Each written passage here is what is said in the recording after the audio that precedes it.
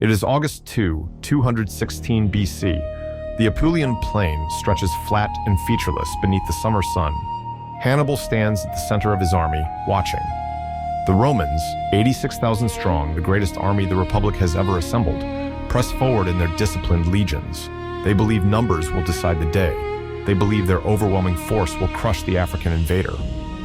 Then his trap closes. The Roman center buckles. The flanks collapse inward. By nightfall, between 50 and 70,000 Romans lie dead on that plain. Ancient sources vary significantly. Polybius records 70,000 dead. Livy records 48,200 killed with additional captured. Modern historians typically estimate 50,000 to 60,000. Fewer than 14,000 escape. The Republic's greatest general falls. Around 80 high-ranking officers and magistrates are among the slain. It is one of the deadliest days in human history. And yet, this victory changes nothing. Rome does not fall. The war grinds on. The man who won this impossible battle, the genius whom Rome itself feared more than any adversary.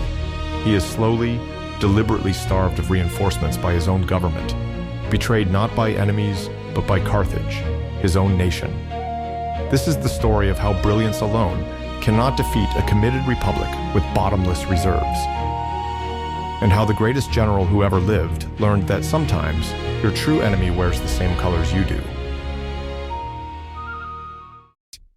You're listening to Beat Nomads: History and Myths Awakened, the show where history's legends come alive through rigorous storytelling and deep research. I'm your host, and today we're investigating a tragedy that unfolds not on the battlefield but in the halls of power. For 15 years, one man held southern Italy against the entire force of Rome. He won every major battle he fought. His name was Hannibal Barca, and he was abandoned by his own government.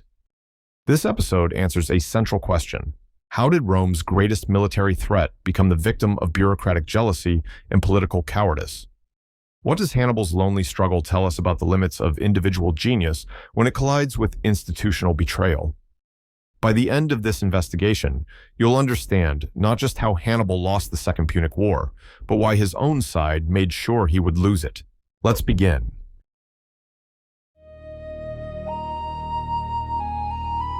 This chapter answers who was Hannibal and what made him so dangerous to Rome and to Carthage. Hannibal was born around 247 BC, the eldest son of Hamilcar Barca, one of the Carthage's greatest generals. His father's name, Barca, meaning lightning or thunderbolt in Punic, was earned through the swiftness and ferocity of his attacks. The Barcids, as his family became known, were not mere aristocrats. They were a dynasty within a state. They commanded armies. They conquered territories. They amassed wealth that rivaled their own government. When Hannibal was a boy, perhaps 9 years old according to the Greek historian Polybius, writing closest to the actual events, his father held him over a brazier, roaring with fire. The exact words differ in our sources, but the meaning was identical. Hamilcar made his son swear a sacred oath, never to be a friend of Rome as long as he lived. Some accounts record even harsher language. I swear, so soon as age will permit, I will use fire and steel to arrest the destiny of Rome.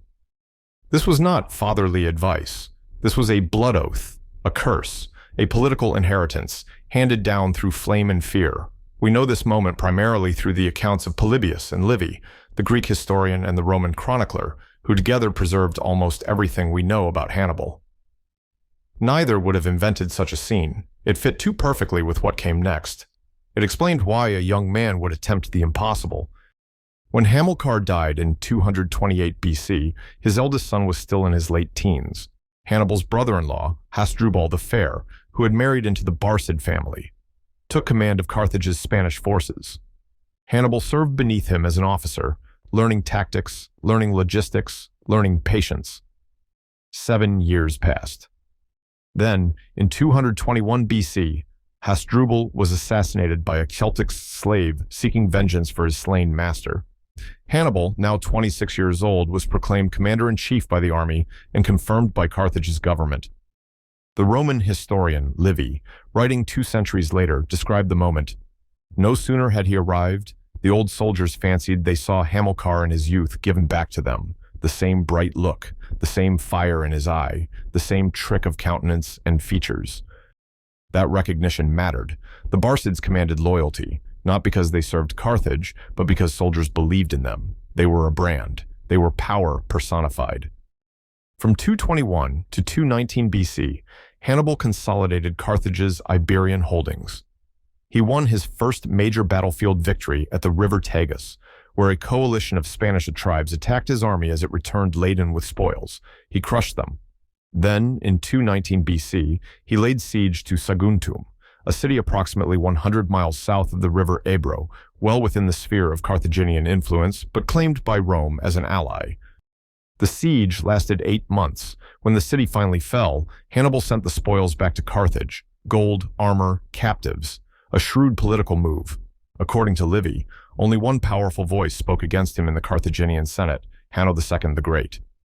Hanno was everything Hannibal's family was not. His wealth came from African estates and trade, not military conquest. He opposed foreign wars because they didn't enrich him. He had opposed Hamilcar. He opposed Hannibal. He opposed, on principle, the idea that Carthage should expand its empire through the sword instead of the ledger. Yet Rome demanded Hannibal's extradition. Carthage refused. In the spring of 218 BC, Rome declared war on Carthage for the second time. Hannibal did not wait for Rome to invade Africa. He had a plan more audacious than anything his father had attempted. He would march to Italy, across the Pyrenees, across the Alps, with elephants.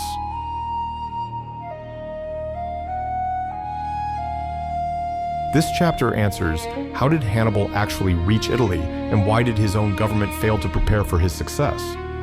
In late spring, 218 BC, Hannibal departed Cartagena, New Carthage, the Barcid stronghold on the Spanish coast. According to the Greek historian Polybius, who is our most reliable source on these events, Hannibal commanded approximately 90,000 infantry and 12,000 cavalry when he departed Spain. He also brought war elephants from North Africa, massive animals that Roman soldiers had never seen in battle. They were not the terror weapon legend would make them. They were logistics. Moving them was expensive and dangerous. He left a garrison of 20,000 troops behind to hold Spain. He released 11,000 Iberian troops who refused to leave their homeland. He was already shedding men before the march began. The route over the Alps remained unknown to Rome. This was deliberate strategy. Hannibal crossed the Pyrenees, conciliated Gaulish chiefs, reached the Rhone by September. Our best evidence comes from Polybius, supplemented by modern archaeological work. In 2016, Canadian geoarchaeologist W.C. Mahaney published a groundbreaking study in the journal PLOS 1, examining soil samples from the Col de la Traversette Pass, analyzing bacterial traces in ancient peat bogs, Clostridia bacteria associated with animal digestive tracts. Radiocarbon dating secured a date of 2168 BP, or approximately 218 BC, the very year of Hannibal's march. The disturbance pattern of the soil showed evidence of thousands, perhaps tens of thousands, of animals and humans passing through. The physical mountain bore the DNA of history. The Alpine crossing was catastrophic. Cold, rockfall, avalanches. According to Polybius, Hannibal's force was devastated by the journey. He arrived in Italy with approximately 26,000 to 30,000 foot soldiers and 6,000 to 8,000 horsemen, meaning he lost roughly 30,000 to 40,000 soldiers on the Alps, casualties of rock and ice, and altitude rather than battle. The exact figures vary across our sources, but the scale of loss is unambiguous. Yet here was a fundamental problem. Hannibal had not crossed the Alps without Carthage's knowledge. This was not a rogue operation. It was the war Carthage had endorsed. But from the moment Hannibal arrived in Italy, the government in Carthage treated him with suspicion. The scholarly consensus, reinforced by Livy's detailed narrative and confirmed by modern historians like Dexter Hoyos of the University of Arizona, is clear. Hannibal's invasion was not the preference of Carthage's ruling oligarchy. It was the preference of the Barcid faction, one powerful family pursuing a vision their government doubted. Hanno II the Great and his allies in the so-called Council of 30 Nobles and the 104, the oligarchic boards that truly governed Carthage, had allowed this war only because Hannibal's family controlled Spain. Refusal would have been a direct challenge to Barcid power, but that did not mean they supported it. That did not mean they were willing to fund it.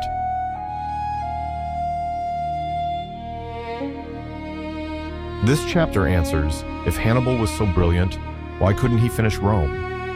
The first 4 years were stunning. In December 218 BC, Hannibal crushed the Roman army at the Trebia. Consul Scipio, father of the Scipio Africanus, who would eventually defeat Hannibal, was severely wounded. His son rescued him from the field. 10,000 Romans escaped, 30,000 did not. Celtic tribes flocked to Hannibal's banner, swelling his ranks. In 217 BC, at Lake Trasimene, Hannibal executed a brilliant ambush. He positioned his army in a defile on the shore. Roman consul Gaius Flaminius, goaded by Hannibal's provocations, attacked without patience or reconnaissance. The Roman army was surrounded and annihilated, what our sources, including Livy's Ab Urbi Condita, Book of the City, describe as the most costly ambush Rome sustained at the moment. Rome responded by appointing Quintus Fabius Maximus Verrucosus as dictator, and Fabius did something revolutionary: nothing. He refused pitched battle. He avoided the trap Hannibal laid. He harassed Hannibal's foraging parties. He denied him supplies. He starved him of decisive engagement. The Roman people hated Fabius for this. They called him cunctator, the delayer. To Roman ears, shaped by centuries of aggressive warfare, caution sounded like cowardice. But Fabius understood something Hannibal's government did not. Sometimes, the way to defeat a genius is to refuse to play his game. Yet, in 216 BC, Rome made a different choice. Rome raised an unprecedented army, 50,000 to 86,000 soldiers, the largest force it had yet assembled, and marched them south to confront Hannibal. 2 consuls, Gaius Terentius Varro and Lucius Aemilius Paulus, commanded them jointly, taking turns by day. August 2, 216 BC, the plain of Cannae. Hannibal's trap was geometrically perfect. He placed his weakest infantry in the center, curving backward, his strongest troops, Celtic and Iberian heavy cavalry, Numidian light cavalry, Libyan mercenaries, he held on the flanks. The Romans, confident in their numbers, pressed forward. The center yielded. They drove deeper. The weak center began to bend, then wrap around them. The flanks closed in. When the encirclement was complete, between 50 and 70,000 Romans were dead or dying on that field, nearly 20% of Rome's fighting men between the ages of 18 and 50. The consul Aemilius Paulus was among them. Approximately 80 men of senatorial rank were among them, though the exact number of actual sitting senators is debated by modern historians. Nearly 30 military tribunes. According to Livy, only 14,000 escaped, 10,000 more were captured. Hannibal lost about 5,000 to 6,000 men. It was the most lopsided victory in the ancient Mediterranean. And it should have been over. Hannibal's subordinate Maharbal, riding blood-streaked beside him in the aftermath, allegedly told him, "Hannibal, you know how to gain a victory, but not how to use one." The story, preserved in Livy, is almost certainly fictional. The phrasing in Latin is too neat, too designed for later Roman propaganda. But it captures a real tension. Hannibal did not march on Rome.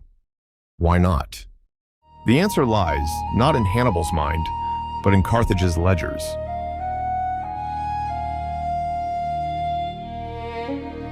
This chapter answers, why did Hannibal's government abandon him after his greatest triumph? Hannibal did send to Carthage after Cannae. He sent his brother Mago with news of the victory, and crucially, with proof.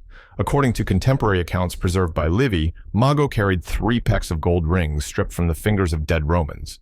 He poured them onto the floor of the Senate house. The rings glinted. The message was unambiguous. We are winning.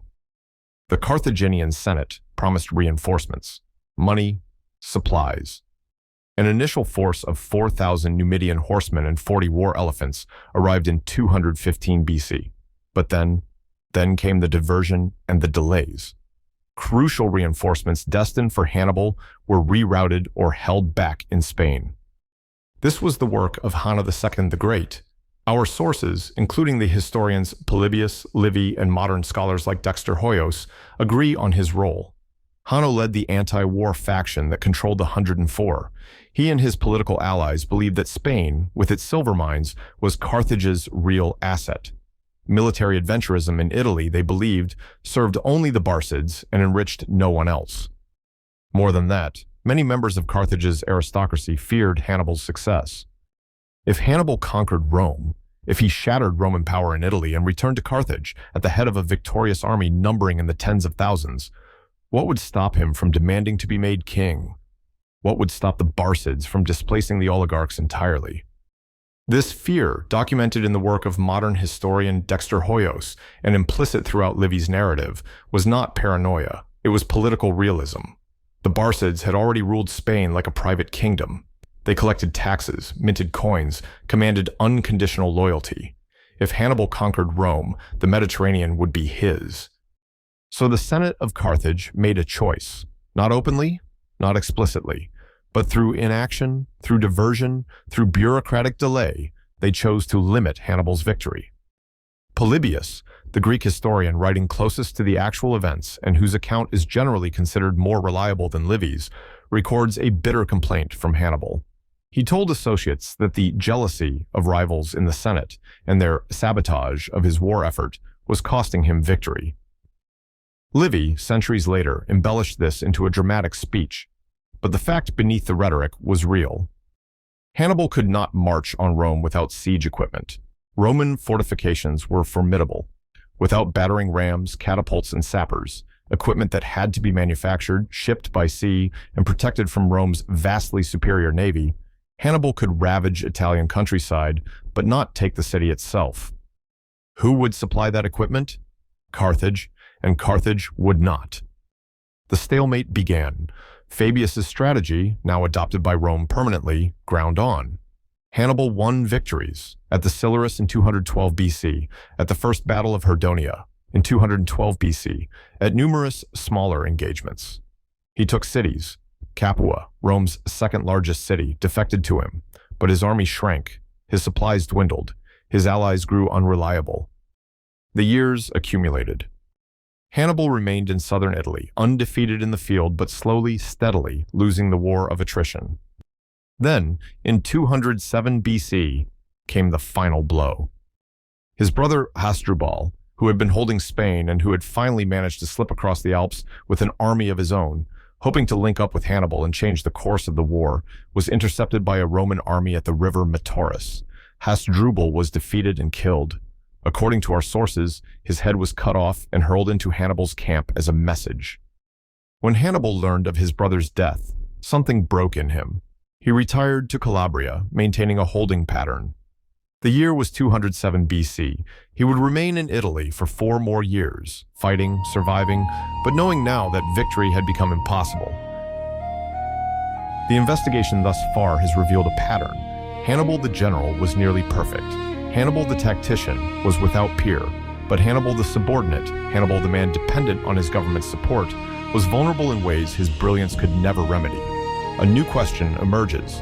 What happens when genius meets institutional betrayal? And at what point does an abandoned general stop fighting for a nation that abandoned him?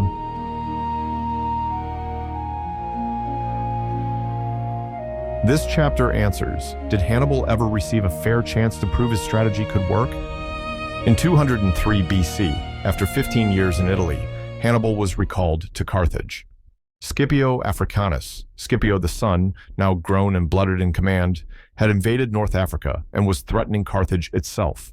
For the first time, the oligarchs who had strangled Hannibal's war effort realized they had made a catastrophic miscalculation. Hannibal boarded a ship and returned home with 12,000 veteran soldiers. He arrived to a hero's welcome, but also to news that the Senate had begun peace negotiations with Rome, negotiations that would have left Carthage intact but stripped of its overseas empire. The terms were poor, but acceptable. Carthage could keep Africa. It would lose Sicily, Sardinia, Spain. It would pay a war indemnity. It would reduce its fleet. But there would be peace. Hanno and his faction quietly accepted this. They were ready for the war to end. They had made their wealth. Hannibal's ambitions threatened it. But then came what historians call Carthage's terrible blunder. In the Gulf of Tunis, Carthaginian soldiers captured a stranded Roman fleet and stripped it of supplies. This action violated the peace negotiations. Rome, suddenly aggressive again, rejected the terms and prepared to invade. The Senate was thrown into chaos. War party leaders demanded that Hannibal take command of the reconstituted army. Hannibal, according to our sources, protested. He believed his men were untrained compared to the battle-hardened Romans. He believed Rome's Numidian allies, cavalry that had not been available during his Italian campaigns, would prove decisive. He knew he was being sent to fight as a commander of last resort, not as a general given proper resources. But he had no choice. In 202 BC, on the plain of Zama in North Africa, Hannibal met Scipio Africanus in single combat, not literally, but historically, two generals of equivalent genius facing each other directly for the first time. Before the battle, the two requested a parley. Scipio and Hannibal had never met face-to-face, though Scipio had defeated Hannibal's brother Hasdrubal and won in Spain precisely because he had studied Hannibal's methods.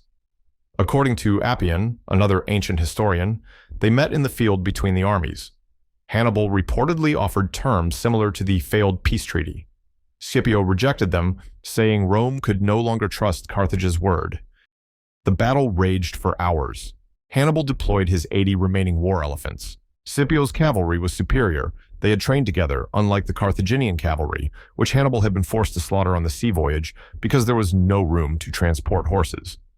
The elephants, panicked by Roman noise and tactics, ran into Carthaginian ranks.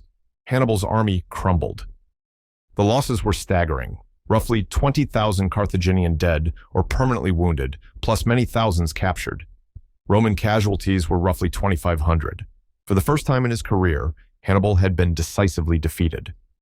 Our sources, including the detailed accounts from Livy and Polybius, make clear that Hannibal knew this moment was coming.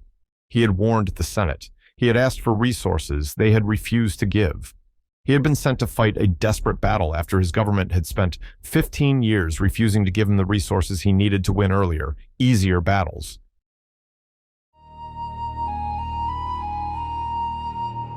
The central historical question now resolves into its final form.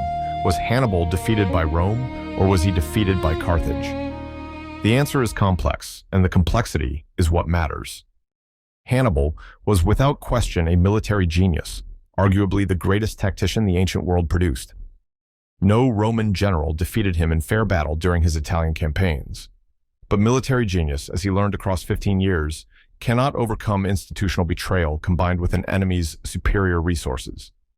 Rome had several advantages that made defeat inevitable given time. First, Rome's republic was fundamentally more politically unified than Carthage's oligarchy. Even after catastrophic defeats like Cannae, Roman citizens did not demand their generals surrender. They did not withdraw garrisons from distant provinces. They did not redirect reinforcements. Rome's political system, despite its brutal criticism of failed commanders, remained committed to victory.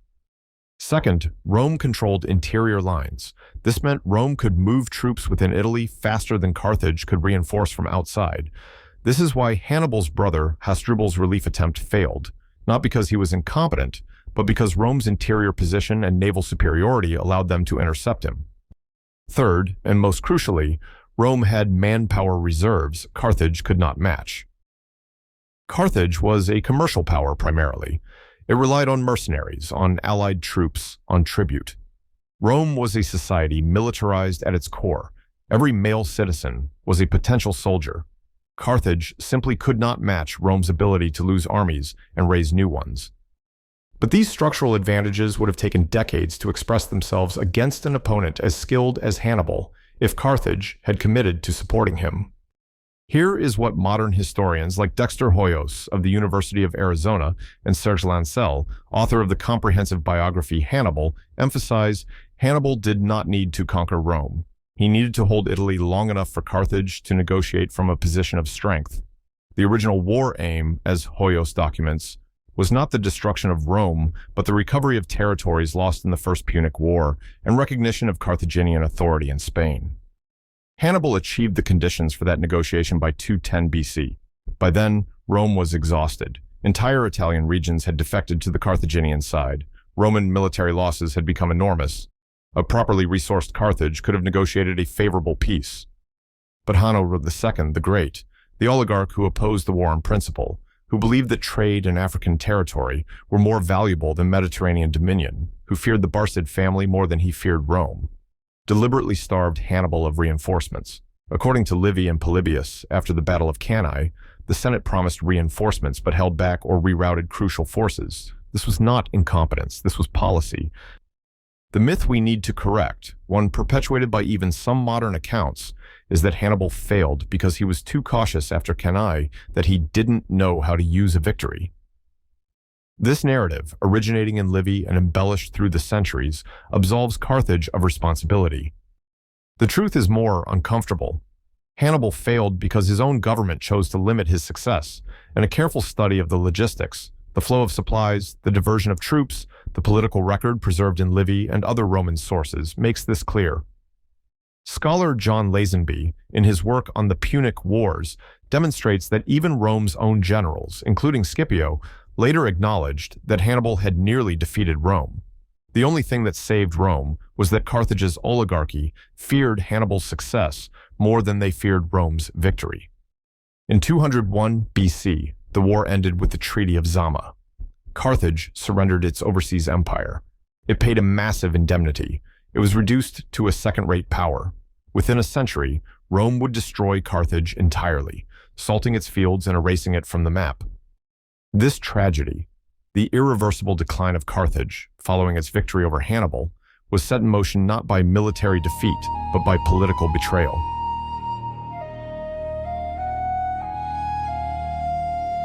This chapter tells about Hannibal's years after the war.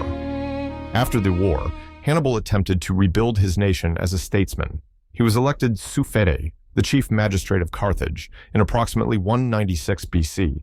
He initiated financial reforms to help pay the war indemnity and recover stolen wealth. He restructured the oligarchic power structure, and he was hated for it, not because he had lost, but because he had tried to fix what the oligarchs had broken. 7 years after Zama, in approximately 195 BC, Rome sent a delegation accusing Hannibal of secretly communicating with Antiochus III, the Seleucid king who ruled the eastern Mediterranean. The charge was likely fabricated, a pretext. The real crime was that Hannibal had become too powerful at home, too threatening to the oligarchs, and too much of a symbol of national renewal. Hannibal fled into voluntary exile before Rome could demand Carthage hand him over.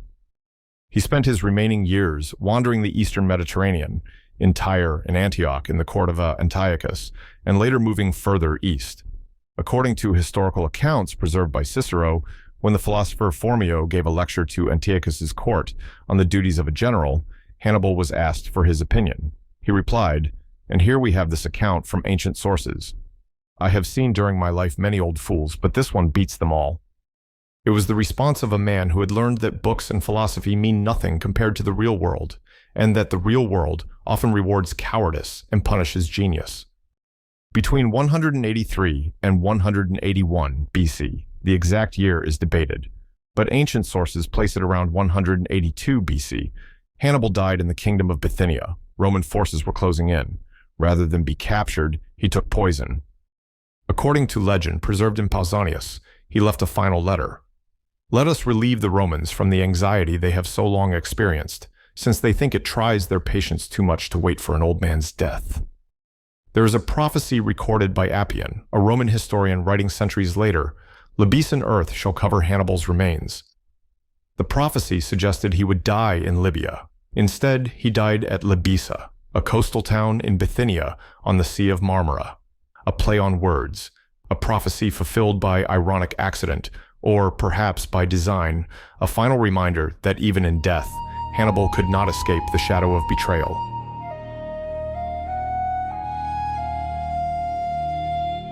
Let's recall what we now know. Hannibal was the greatest military tactician of the ancient world. For 15 years, he held southern Italy against Rome's entire military apparatus. Undefeated in battle, but slowly crushed by a combination of Rome's superior resources and Carthage's deliberate abandonment of his cause. His government feared his success more than they feared Rome's victory. They rerouted reinforcements, delayed supplies, and ultimately sent him to fight his final battle with inadequate resources, not because they lacked them, but because they chose not to give them. This is not speculation. The evidence is preserved in the works of Polybius, who lived closest to these events, in the detailed accounts of Livy, and in the historical record of troop movements and resource allocations that modern scholars have carefully reconstructed. The myth of Hannibal's defeat by Rome is a comfortable one.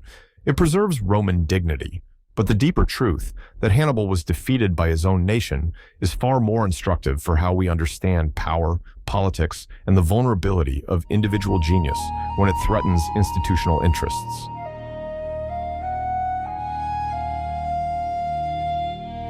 What did we learn? That brilliance alone cannot overcome betrayal, that the most dangerous enemy is often the one within your own walls, and that the Carthaginian Senate's fear of Hannibal's power costed them not just the war, but their entire civilization. If you found this investigation compelling, I'd encourage you to follow the Beat, Nomads, History, and Myths Awakened show, and leave a review wherever you listen. Your feedback helps us reach more listeners hungry for rigorous, engaging history. Next episode, we're investigating the tragic life of Mary, Queen of Scots, captivated for 19 years and beheaded in the end. We are Beat Nomads. Thanks for listening.